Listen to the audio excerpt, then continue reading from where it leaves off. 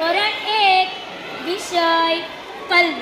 કલરવમાં શાળા તત્પરતા 1 તેમાં ચાંદો સૂરજ રમતા હતા અને તેની સાથે એક સરસ મજાની ગેમ આવે છે કે ટમેટું રે ટમેટું.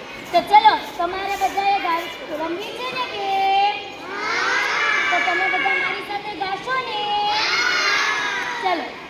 ટમેટું રે ટમેટું